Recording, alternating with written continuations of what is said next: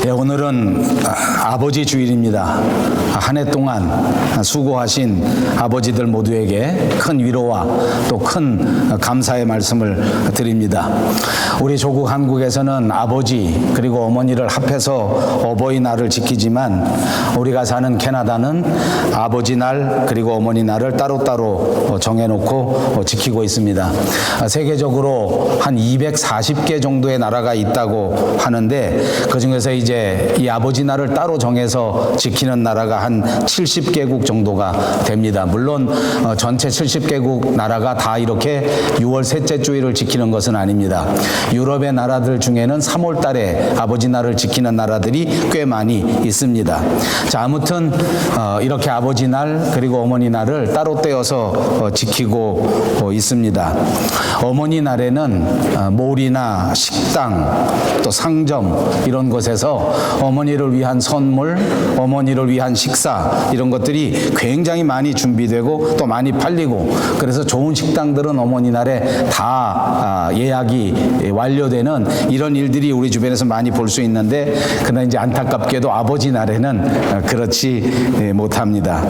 미국에서 통계를 보니까 정확한 것인지 아닌지는 모르겠습니다만 대부분 미국 사람들이 아버지 날에는 한 130불 정도 120불에서 130불 정도 선물을 사고 그리고 어머니 날에는 한 180불에서 190불 어떻습니까? 저는 사실은 이것보다 훨씬 더 많이 격차가 난다고 생각했는데 그러나 통계를 보니까 그렇게 절망스럽지는 않습니다. 이렇게 아버지 날은 아무튼 어머니 날보다는 조금 홀대를 받고 있습니다만 그럼에도 불구하고 아버지 날은 우리에게 아주 중요한 날이요 아주 기쁜 날이요 아주 소중한 날인 줄로 믿습니다. 그래서 다시 한번 우리 모든 아버지들에게 주님의 이름으로 큰 축하를 드리고 큰 위로를 드리고 그리고 주님의 이름으로 축복합니다. 옆에 있는 아버지들에게 인사합니다. Happy Father's Day. 예, 이 아버지 날에 대한 유래 이것도 또 여러 가지 설이 있습니다. 어떤 것이 정확한지 저는 잘 모르겠습니다. 그러나 그 중에 하나만 소개한다고 하면 1909년쯤에 미국 워싱턴주에 어떤 한 여인이 처음으로 이 아버지 날을 지켜야 된다라고 열심히 백방으로 쫓아다녀서 이 아버지 날을 만들어냈다고 하는 그런 설이 있습니다. 왜냐하면 이 소노라라고 하는 여자인데 이 여자가 자기 아버지가 일찍 어머니를 여비고 자기를 포함해서 5명이나 되는 자녀들을 위해서 정말 헌신적으로 모든 삶을 다 희생해서 자기들을 잘 길러내 주었기 때문에 늘 아버지 은혜에 감사하는데 어느 날 교회에 가보니까 어머니 날은 5월 달에 지키는데 아버지 날을 따로 지키지 않기 때문에 자기가 속한 교회에서부터 시작해서 아버지 날도 지켜야 된다. 이런 아버지를 위해서 우리가 크게 감사하는 날을 꼭 가져야 된다. 라고 운동을 하기 시작했다는 것입니다. 물론 그러기 때문에 초기에는 워싱턴주를 중심으로 하는 그런 교회 또 교회 단체 이런 데에서 아버지 날을 지키기 시작했고 이것이 전국적으로 퍼져나가서 결국 아버지 날이 되기 시작했는데 이것이 한참 지나서 또 30-40년 40-50년 지난 다음에 1972년에 미국의 유명한 닉슨 대통령이 6월 셋째 주일을 아버지 날로 지키자 이렇게 선포함으로써 그때서부터 공식적인 기념일이 됐다고 합니다. 저는 말씀드린 것처럼 우리 어머니들도 아주 소중하고 중요하지만 우리 아버지가 영적으로 신앙적으로 훨씬 더 건강하게 살아야 우리가 속한 가정이 살게 되고 우리가 속한 교회가 부흥되고 우리 조국, 우리 사회, 우리가 살아가는 모든 삶이 하나님 앞에서 보람된 삶이 될 수 있다고 생각하고 있습니다. 그래서 저는 연속해서 강해 설교하던 강해 설교를 잠깐 멈추고 오늘 이날 아주 특별한 날이기 때문에 아주 중요한 날이기 때문에 아버지 날에 대한 설교를 준비하고 여러분들과 함께 아버지의 책임이라고 하는 말씀의 제목으로 말씀을 생각하려고 합니다. 오늘 제가 선택한 성경 본문은 구약 성경에 있는 말씀이었습니다. 구약 성경 여호수아서의 마지막 장 24장에 나오는 말씀입니다. 이스라엘 백성들은 우리가 아는 것처럼 이집트에서 약 400년 동안 노예의 삶을 살았습니다. 400년 지난 다음에 하나님께서 섭리 가운데 모세라고 하는 지도자를 보내주어서 이 애굽 땅에서 드디어 탈출해서 자기 고향 땅 가나안 땅으로 돌아갈 수 있게 됩니다. 물론 이 이스라엘 사람들을 애굽 땅에서 해방시켜 주신 이는 하나님 아버지이십니다. 모세는 그 하나님의 종으로서 충성되이 그 사명을 감당해서 이스라엘 사람들 무려 200만이나 되는 그 사람들을 이스라엘 사람들 모두를 이 애굽 땅에서부터 탈출시켜서 하나님이 약속하신 젖과 꿀이 흐르는 땅 가나안 땅으로 인도해낸 이스라엘의 가장 위대한 지도자 가운데 한 사람입니다. 이 이스라엘 사람들은 애굽 땅에서 종살이 하다가 하나님의 은혜 가운데 탈출되게 되었습니다. 탈출하면서 그 광야를 걸어가는 길 가운데에 시내산에서 하나님을 향하여 율법을 받게 됩니다. 이제 그들은 하나님의 율법을 받고 하나님과 약속된 백성, 다시 말하면 하나님의 사람, 하나님의 백성이 되고 하나님과의 언약의 민족이 된 것입니다. 광야에 살아가는 동안 그들은 하나님을 믿고 하나님의 자녀로서 하나님의 백성으로서 살아가도록 그렇게 약속한 사람들입니다. 그럼에도 불구하고 역사를 통해서 보면 그들이 그 책임을 다 감당하지는 못했습니다. 광야에 살아가는 동안 또 심지어는 그 가나안 땅에 약속의 땅에 들어간 그때에도 그들은 계속해서 믿음의 성숙한 삶을 보여주지 못했고 때를 만날 때마다 불순종하고 흔들리고 좌로나 우로나 치우치고 넘어지는 그런 삶의 모습을 보였습니다. 그래서 그들은 광야의 생활이 결코 순탄치 못했습니다. 믿음을 가지고 하나님을 향해 걸어갈 때에는 그런 대로 그 삶을 살아갈 수 있었지만 불순종하고 믿음에서 흔들렸을 때 그들은 광야에서 갈 길을 알지 못하고 목표를 정하지 못하고 그만 계속해서 방황하고 계속해서 훈련받는 훈련의 삶에 머물러 있어야만 했습니다.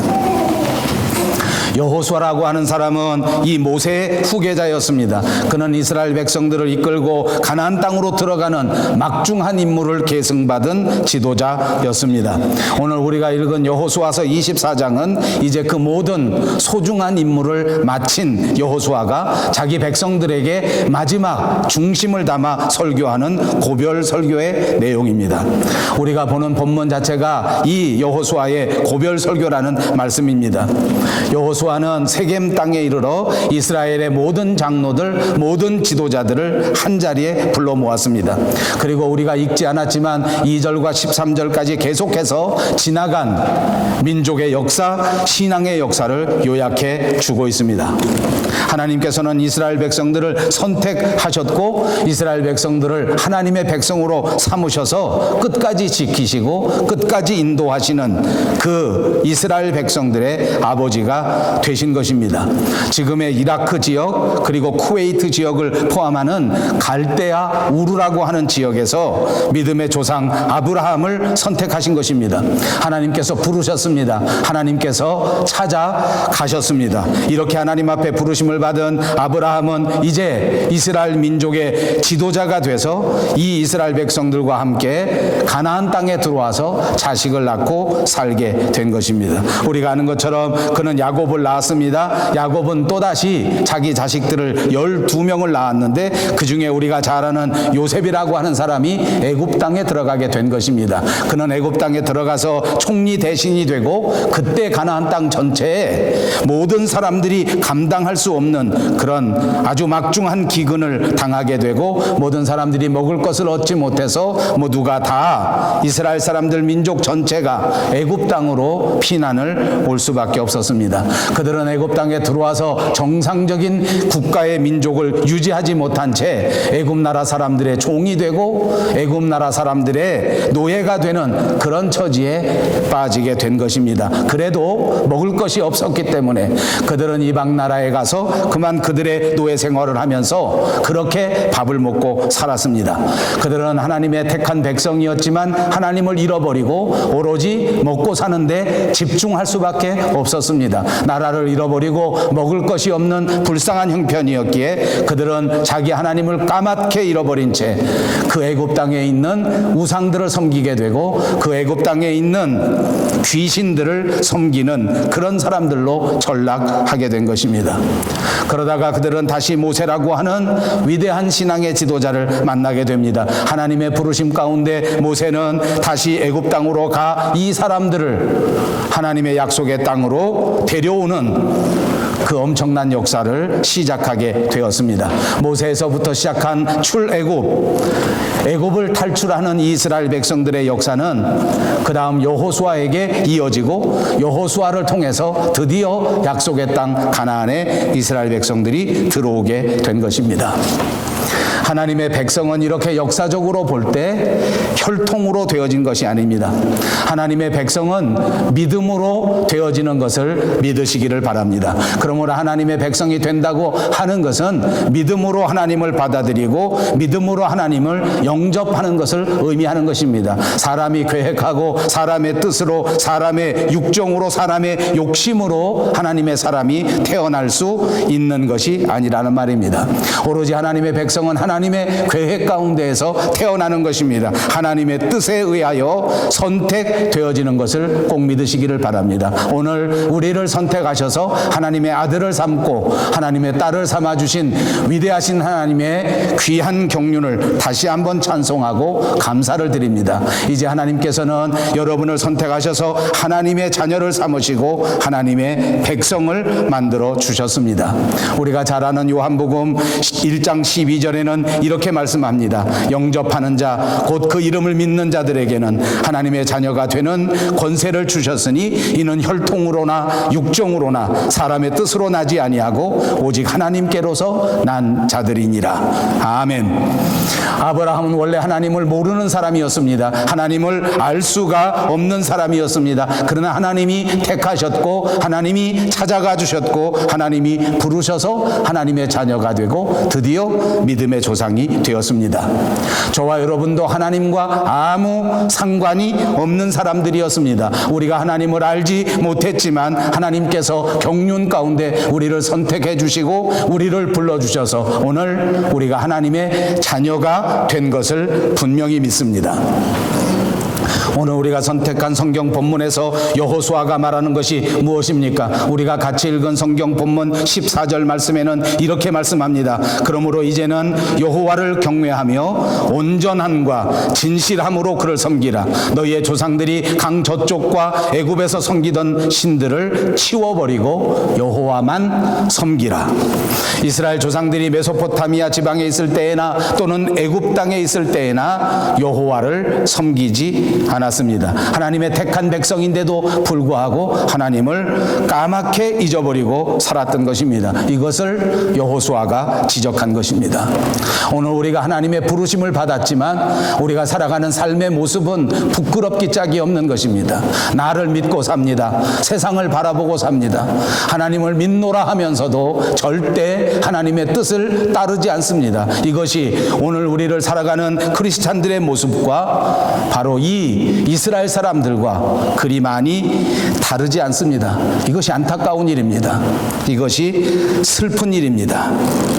심지어는 하나님의 은혜 가운데 하나님의 인도하심을 따라 애굽 땅을 탈출할 수 있게 된 이스라엘 백성들, 그 놀라운 기적을 체험했던 이스라엘 백성들, 그러나 광야에서 그들의 삶의 모습을 보십시오. 여전히 하나님을 믿는 백성이라고 볼 수가 없습니다. 하나님을 알게 되었지만 다시 하나님의 능력을 체험했지만 그들의 마음속에는 아직도 이방 신들이 남아있고 우상들이 남아있었단 말입니다. 기껏해야 하나님과 우상을 겸하여 섬기는 그런 모습을 보이고 있는 것입니다. 오늘 여호수아는 이 이스라엘 민족들에게 단호하게 말하는 것입니다. 이방 신을 내려놓지 아니하면 하나님의 사람이 될 수 없다. 이방 신을 치워버리고 우상을 치워버리고 오직 여호와 하나님만 섬기는 백성이 되어야 한다. 저는 오늘 저와 여러분에게 이 말씀을 그대로 다시 한번 전하고 싶습니다. 우리 마음속에 사로잡고 있는 온갖 우상들을 내려놓고, 우리 마음을 어지럽히는 온갖 세상적인 생각들을 내려놓고, 우리를 불러주신 우리 하나님 여호와 하나님만을 따르시는 저와 여러분 모두가 되시기를 주님의 이름으로 축복합니다. 그렇습니다. 여호수아는 하나님의 사람이었습니다. 여호수아는 15절에 계속해서 이렇게 우리에게 말씀합니다. 만일 여호와를 섬기는 것이 너희에게 좋지 않게 보이거든 너희 조상들이 강 저쪽에서 섬기던 신들이든지 혹 너희가 거주하는 땅에 있는 아모리 족속의 신들이든지 너희 섬길 자를 오늘 택하라. 오직 나와 내 집은 여호와를 섬기겠노라. 여호수아는 이스라엘의 위대한 지도자 가운데 한 사람입니다. 그런데 오늘 보니까 위대한 지도자이기 이전에 한 가정의 가장이었습니다. 한 가정을 이끌어가는 영적인 책임자, 영적인 지도자, 영적인 제사장이었습니다. 그래서 여호수아는 자기 가정을 책임지고 자기 가정의 믿음을 이끌고 가야 한다는 것을 분명하게 알고 있었습니다. 그래서 그는 이렇게 말한 것입니다. 오직 나와 내 집은 여호와를 섬기겠노라.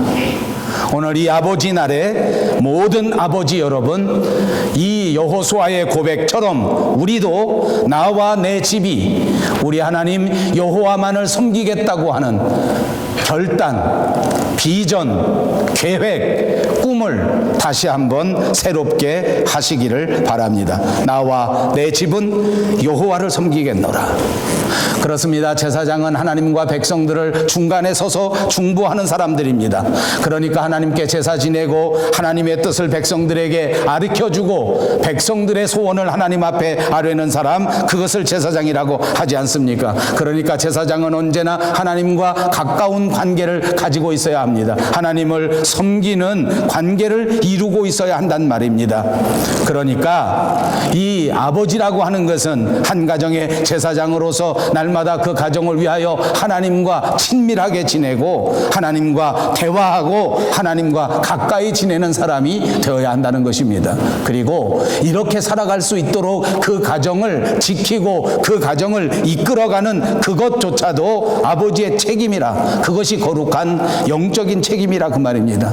사랑하는 여러분, 아버지가 되셨습니까? 아버지는 이 가정을 하나님 앞에 이끌어가는 제사장이요 책임자요 리더라고 하는 사실을 꼭 깨달으시고 이 가정 안에서 하나님을 믿을 수 있도록, 이 가정이 하나님을 향한 믿음을 지켜갈 수 있도록 그 모든 환경을 만들어가는 것도 아버지의 책임이라 그 말입니다. 아버지가 환경을 조성해야 합니다. 아버지가 그 모든 책임을 져야 한단 말입니다. 아버지가 반드시 이런 분위기를 만들 수 있어야 된다는 말씀입니다. 여러분 어떠십니까? 저도 아버지입니다. 저는 우리 교회가 이렇게 하나님 앞에 날마다 성숙한 믿음을 가질 수 있도록, 말씀을 중심으로 하는 그런 믿음을 가질 수 있도록 그런 교회의 분위기를 만들어가야 하는 책임을 가진 목사라고 하는 사실을 다시 한번 깨닫습니다. 제가 속한 가정에서도 이렇게 분위기를 만들어야 합니다. 여러분 가정의 분위기는 어떠합니까? 날마다 기쁘고 즐거운 분위기를 만드는 것은 잘 하시는데 하나님의 뜻을 따르고 하나님의 명령을 따르고 하나님 앞에 충성할 수 있는 신앙인으로서의 분위기는 과연 잘 조성하고 있는가 하는 것을 생각해 보자는 것입니다. 여러분 이스라엘 가정의 아버지는 어땠는지 아십니까? 이스라엘의 모든 자녀들이 처음으로 나와 세상을 배우고 성경을 배우는 그곳이 바로 가정입니다. 그러므로 아버지는 가정에서 먼저 자녀들에게 성경을 가르치는 것입니다. 우리가 아는 대로 구약성경 신명기 6장 4절에 보면 이런 말씀이 있습니다. 이스라엘아 들으라, 우리 하나님 여호와는 오직 하나인 여호와시니 너는 마음을 다하고 성품을 다하고 힘을 다하여 내 하나님 여호와를 사랑하라. 이스라엘아 들으라. 이것이 원래 말로 하면 쉐마라고 하는 말입니다. 쉐마라고 하는 말은 명령하는 말입니다. 들으라. 하나님의 말씀을 들으라. 그렇습니다. 아버지가 날마다 자녀들에게 이렇게 가르쳐야 한단 말입니다. 하나님의 말씀을 들으라. 이스라엘아 들으라. 오늘 내가 네게 명하는 이 말씀을 너는 마음에 새기고 내 자녀에게 부지런히 가르치며 집에 앉았을 때에든지 길에 행할 때에든지 누웠을 때에든지 일어날 때에든지 이 말씀을 강론해야 한다. 이것이 말씀의 중심입니다. 그렇습니다. 이스라엘의 아버지가 되었다고 하는 것은 하나님의 말씀을 부지런히 배워야 한다는 것을 의미하는 것입니다. 왜냐하면 하나님의 말씀을 마음속에 새겨야 하기 때문입니다. 날마다 하나님의 말씀을 먹습니다. 날마다 하나님의 말씀을 묵상합니다. 하나님의 말씀이 내 마음 깊은 곳에 새겨질 때까지 노력하는 것이 가정의 신앙적 지도자가 해야 될 일입니다. 그러므로 우리는 날마다 말씀을 열심히 공부해야 될 줄로 믿습니다. 마음판에 새기는 것입니다. 우리 신비에 새기는 것입니다. 그리고 아버지가 해야 할 가장 중요한 일은 우리 마음속에 새겨져 있는 이 귀한 하나님의 말씀을 내 자녀들에게 부지런히 가르쳐야 한다는 것입니다. 아이들에게 부지런히 가르쳐야 된다. 이스라엘 사람들이 세상에 태어나서 이 세상 제일 먼저 하나님에 대하여 배우는 기관이 바로 가정이라는 것입니다. 그러니까 이스라엘 사람들에게 가정은 가장 중요한 종교 기관입니다. 그래서 그 가정의 아버지는 제사장이요, 그 가정의 아버지는 율법 선생 랍비가 되어지는 역할을 감당해야 하는 것입니다. 그래서 오늘 이 신명기서에 말할 때 집에 앉았을 때에도 길에 행할 때에도 누웠을 때에도 일어날 때에도 이 사명을 감당해야 된다고 말하는 것입니다. 일상 생활을 통해서 이 사명을 감당해야 된다는 것입니다. 집안 일을 통해서 이 사명을 감당해야 된다는 것입니다. 매일의 삶을 통하여 이 귀한 사명을 감당할 수 있는 우리 모든 아버지가 되시기를 바라고 우리 모든 성도님들이 되시기를 간절히 바랍니다. 그래서 우리는 지금까지도 역사적 전통을 가지고 있습니다. 아침에 일어나면 제일 먼저 하나님 앞에 기도하는 경건의 시간을 갖습니다. 저녁에 모일 수만 있다면 모여서 거룩한 하나님의 말씀을 묵상하고 또다시 저녁 늦게라도 다 같이 모여 하나님 앞에 기도하는 전통을 가지고 있는 것입니다. 물론 아버지나 어머니가 개인적으로 이렇게 경건의 시간을 가져야 합니다. 개인적으로도 분명히 하나님의 말씀을 묵상하는 시간을 가져야 합니다. 그리고 제가 아는 한 우리 성도님들 모두가 이것을 잘 지키는 것 같습니다. 우리 교회에 충실한 여자 성도님들은 늘 하나님 앞에 기도하고 눈 뜰 때마다 기도하고 눈 감을 때에도 기도하는 기도 생활을 게을리하지 않습니다. 아버지들도 그렇게 하시리라고 믿습니다. 그런데 여기서 그치는 것이 아닙니다. 자녀들과 함께 해야 된다는 말입니다. 나만 기도하고 나만 경건하고 그것으로 만족할 것이 아니라 자녀들을 모아놓고 똑같이 경건의 시간을 갖고 하나님의 말씀을 묵상하고 찬송하고 기도하는 시간, 이것을 꼭 가져야 한다. 이것이 영적 지도자의 역할이요, 이것이 아버지의 책임이라고 가르쳐주고 있는 것입니다. 여러분, 아버지가 자녀들에게 할 수 있는 가장 중요한 일은 바로 이것입니다. 하나님을 가르쳐주는 것입니다. 삶을 통하여 앉았을 때에든지 일어날 때에든지 걸을 때에든지 일상의 모든 삶을 통하여 하나님의 거룩하신 사랑을 자녀들에게 보여주는 부모들이 꼭 되시기를 바랍니다. 하나님의 놀라우신 경륜과 계획을 가르쳐줄 수 있는 여러분들이 되시기를 바랍니다. 하나님의 계획, 하나님의 비전을 나누어 줄 수 있는 부모가 될 때 그 자녀들이 무럭무럭 자라나서 하나님을 위하여 거룩한 일을 감당할 수 있는 일꾼이 된다는 말씀입니다. 그렇습니다. 아버지는 자녀들에게 가르치는 임무, 책임을 가지고 있습니다. 가정의 제사장입니다. 가정의 목회자입니다. 특별히 자녀들을 영광스러운 보좌로 인도하는 책임을 가지고 있다는 사실을 기억하시기를 바랍니다. 그래서 신약성경 에베소서 6장 4절에도 사도 바울은 이렇게 우리에게 명령합니다. 아비들아, 너희 자녀를 노엽게 하지 말고 오직 주의 교양과 훈계로 양육하라. 우리는 성경에서 시키지 않아도 자녀들에게 잘해주려고 노력합니다. 요즘 부모들은 과거의 부모들보다 훨씬 더 많이 그런 것 같습니다. 요즘 아빠들은 옛날 아버지보다 훨씬 더 자녀를 적극적으로 사랑합니다. 사랑도 표현합니다. 그래서 요즘 아버지들은 부족함이 없어 보입니다.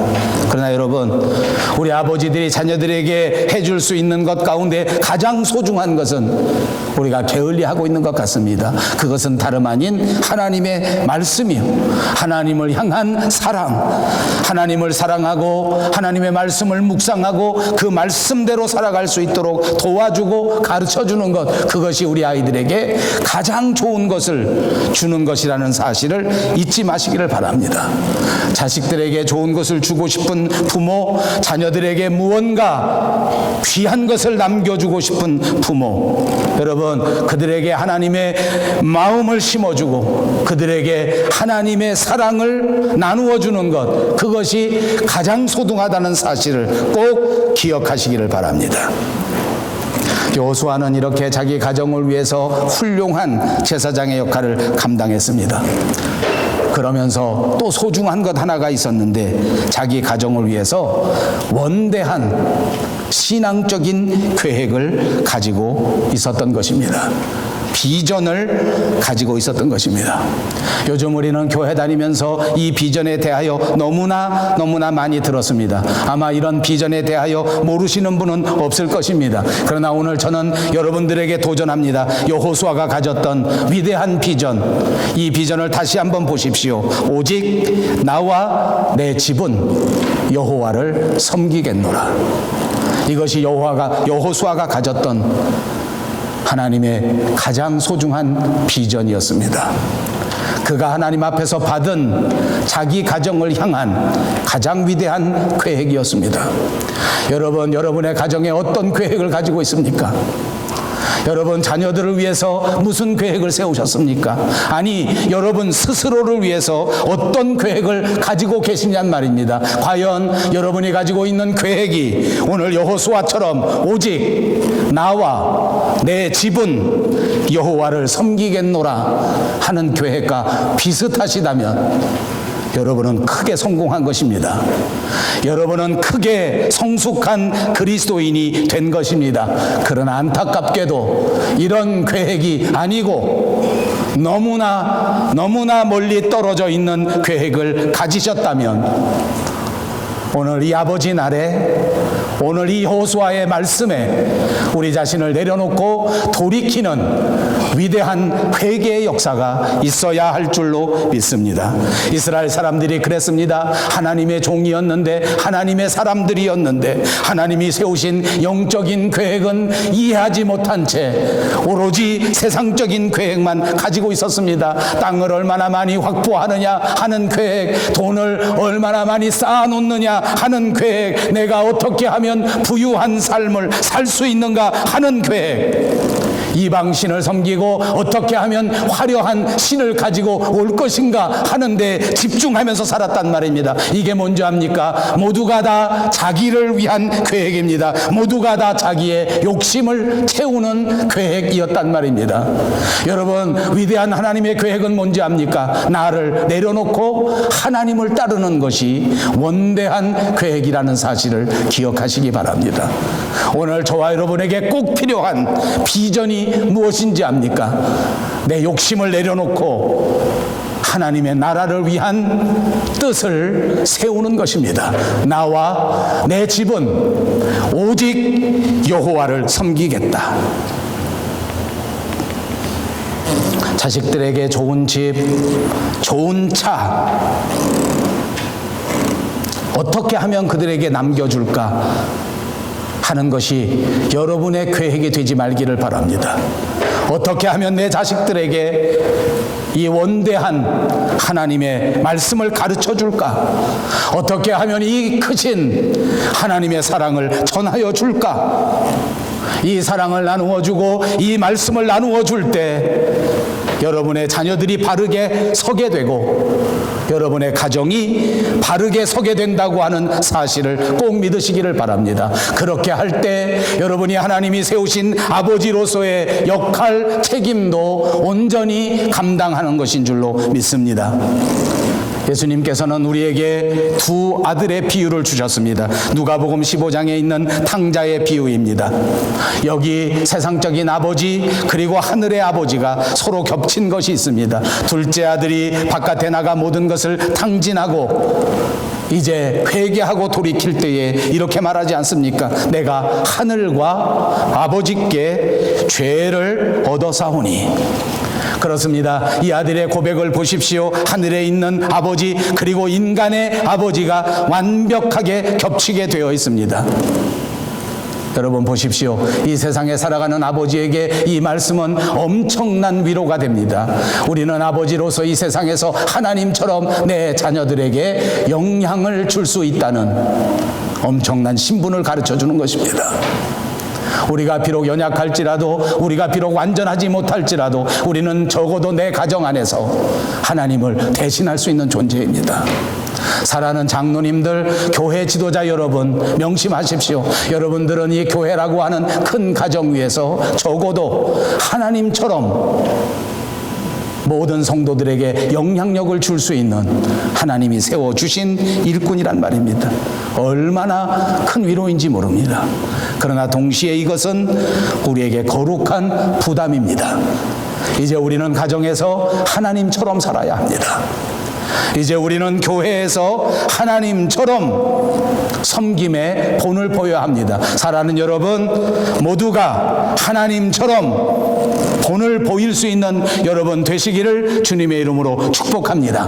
예수님이 그러셨습니다. 이 땅에 오셔서 살아가시는 동안 인간의 옷을 입고 제한적인 삶을 사셨지만 그러나 언제나 하나님의 뜻을 따라 언제나 하나님처럼 이 땅 위에서 살아가시지 않았습니까? 사람들을 대할 때 하나님처럼 사랑하셨습니다. 사람들을 바라볼 때에 하나님처럼 이해하셨습니다. 사람들을 보실 때 하나님처럼 따뜻하게 그 사람들을 택하여 주신 것입니다. 그것을 통하여 그분은 위대하신 십자가의 사역을 이루셨습니다. 만약 저와 여러분이 이같이 하나님의 마음으로 일할 수 있다면 우리도 하나님 앞에 섰을 때에 모두가 다 잘했다고 칭찬받을 수 있는 성숙한 신앙인들이 될 줄로 믿습니다.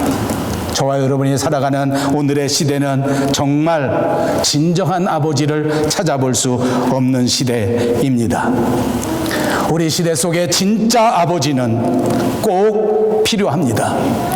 외로움과 공허 그리고 절망이 판치는 이 시대 속에서 하나님의 말씀으로 무장해서 그 뜨거운 사랑으로 세상에 소망을 주고 교회에 희망을 주고 가정에 큰 소망을 줄 수 있는 모든 아버지들이 되시기를 다시 한번 주님의 이름으로 축복합니다. 오늘 예배하는 여러분 모두를 주님의 이름으로 격려합니다. 힘을 내십시다. 하나님처럼 살아가는 저와 여러분 모두가 되시기를 주님의 이름으로 축복합니다. 기도합니다.